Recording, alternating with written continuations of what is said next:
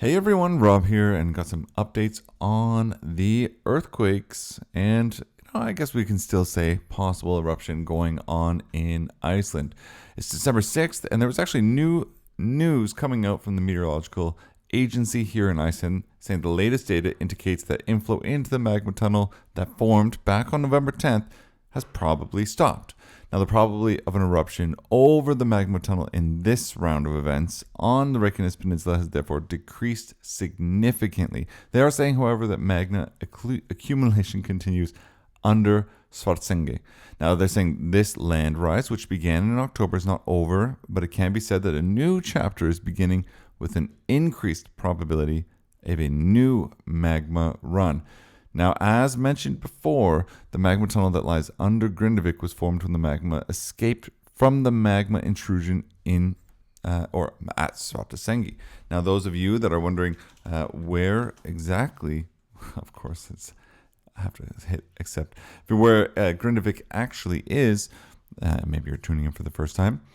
This here is a map of Iceland. We have Reykjavik here, where the mouse is. We have the airport over to the left at this peninsula, and Grindavik is kind of down here towards the bottom of this map. The Blue Lagoon is situated right above this sort of blue liquid right here. Now, the sequence of events is likely to repeat itself, and we're talking about the ones that happened back in November 10th. But when looking at the general upheaval cycle with the repeated magma flows, it's expected that the next magma flow from Svartsengi will be similar in scope than the one that happened on November 10th. So it's basically the meteorological agency is saying, prepare for another quite bumpy ride as we saw back early November.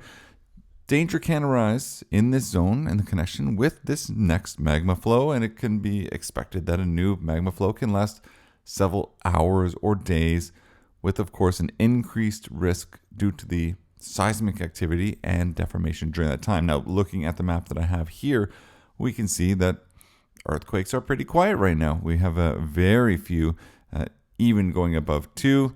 We're looking, Tuesday into Wednesday, but most of them are just hovering around the 1 or less. Now, the initial signs of a new magma flow are a sudden increase in seismic activity, which we are not yet seeing.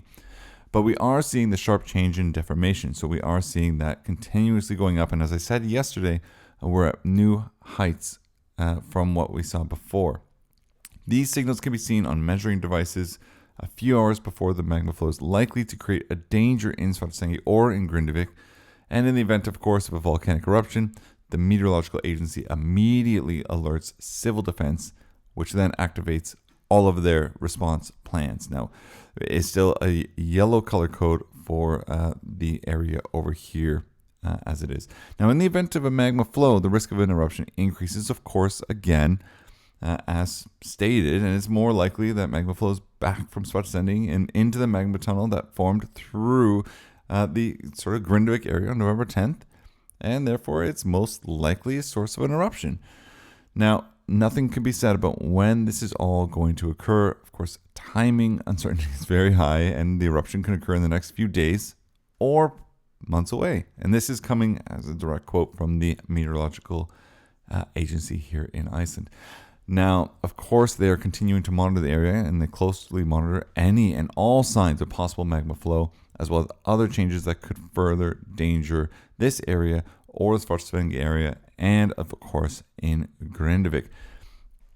So we have that. Now, the image that I've pulled up here, this is showing the interaction between the formation of magma tunnels and the land rise in the middle of the Keilir crater. And the lower picture shows the elevation of a measuring point within that crater, while the upper one shows where the metamorphic zones were in each ridge. And we can see, taking a look at these, it's constantly rising up, and then you see it fall and go up and down, so that type of thing. Now, in the last 2 days, going back to these earthquakes, I'll just go to the table really quick. In the last 2 days, approximately 200 to 300 earthquakes have been recorded near the magma tunnel that we've been looking at. And, going back to the Icelandic volcanoes and zooming in, we're, of course, talking about this area down here. So far today, around 100 earthquakes have been recorded, and you can see they're all very low, and most of them are around a magnitude of 1, with the largest measuring 2.0 in the Reykjanes Peninsula. Now, the depth of all of this seismic activity, or at least most of it, remains in the middle of the magma tunnel at a depth of about 3 to 4 kilometers down. And the amount of sediment at Svartsengi causes the tension in the Earth's crust there to change. Until the previous voltage level is reached, insignificant seismic activity can be expected in the area. And that's exactly what we're seeing here, is a very small amount. But looking at Iceland as a whole, it's definitely more than other parts of the region. Now, of course, seismic activity has decreased in the recent weeks. We can expect it to increase again, and that's in conjunction with the land rise. And we saw an example of such this in the fires that started back in 1975. In a 10-year period, there were 20 magma flows, and 9 of them ended with an eruption. And we can go back to this chart here. So the magma flows all entered the same magma passage and were of varying extents, and a similar repetition can also be seen in the activity around Fagradalsfjall. Now, model calculations based on latest data indicated that the volume of magma that has now accumulated under Svartsengi is considerably less than the volume than just before the magma flow on November 10th, which is pretty good news. Now, if you look at the magma accumulation and magma flows in Keilir and all these other areas, you can see that the amount of magma that accumulated there was the greatest just before the first magma flow. And that's what we saw on November 10th. Now, a smaller amount had then accumulated in the area before the next one started, and it can be expected, based on all of this historical data, that a similar development will occur in connection with the magma under Svartsengi. And then, of course, a smaller amount of magma will have to accumulate to instigate the next magma flow into the magma tunnel that lies under Grindavik. It's a lot of information coming at you. It is still likely that there will be slowly increasing seismic activity before a new magma flow starts, which are then signs of increased pressure under there.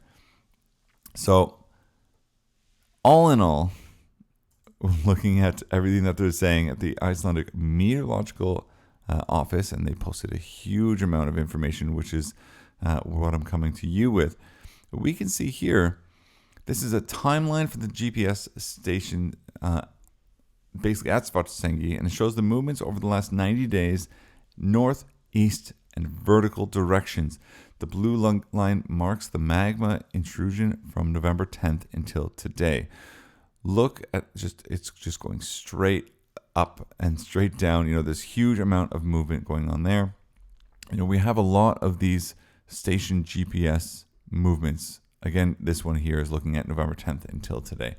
So you can always go to weather.is to just get more and more information. You can look at the history of all of this. I mean, if we're looking back at some of these pictures, we can see the line, sort of this magma tunnel range that they're looking at. And of course, Grindavik is here, and we have Svartsengi up here a little bit further down, but towards the Blue Lagoon. There it is. Svartsengi is right here beside the power plant. So this is sort of the area that they're, of course, worried about. And we'll see what happens. Over this area, though, in the last 3,500 years, there's been 3 big events, at 3,100, 2,000, and 800 years ago, according to the Icelandic volcanoes.is website. Now, there's a lot of people saying that we're entering a new phase, and it very well could be, based on history, could be something that we're going to see more and more happening, intermitting, 100 to 500 years within the volcanic system. Some people are saying this could be, 1,000 years in the making. Not sure exactly where we're going, but you can see based on all of these charts, datas, color codes, and the fact that we've had 3 eruptions in the last 3 years in that area, I wouldn't be surprised if things are continuing, especially with the land rise that is occurring up here towards the Blue Lagoon. How this is going to work out for them, it's anyone's guess. If there's an eruption there, maybe those of you that have gone to the Blue Lagoon, you're lucky, because it could just be gone over the next year or two, or Never. You never know. It's anyone's game. I still remember when one volcanologist and one geologist went onto the news, said this is never going to erupt, and then like 10 minutes later, the first eruption occurred in the area. So just goes to show you, even with all of the data, never quite sure what's going to happen. But that's all the news that I have today. Again, breaking news coming out of the Icelandic Meteorological Office. All that stuff that I just said, land rise, and they themselves have said this afternoon that there's a continuing threat in that area and that we should expect an increase in activity as the land rise continues and the magma is still going underneath. So that's everything for today, and I hope you subscribe if you like this, because I'm always going to be giving you the latest news, and if you don't, then you don't. Still, just want to say that it is very safe to come to Iceland. My mom's going to be coming in the new year. I mean, people are a little bit worried about traveling, but this is not a time to not come to Iceland. The Northern Lights are really strong this year so far. And, you can even go to bus travel, which, just get this right here, Bus Travel Iceland, and they have been generous in offering everyone that's watching 10% off if you use the code Tasker10. And that's Tasker10, so you can just sort of get it from the channel name. So if you want 10% off on all of their tours, be sure to check it out. And then, of course, you have 10% off with their winter sale, which is good. I'm not sure if you can sort of stack these off, but I do have a promo code that is also Tasker10, so take a look. Until next time, thank you so much.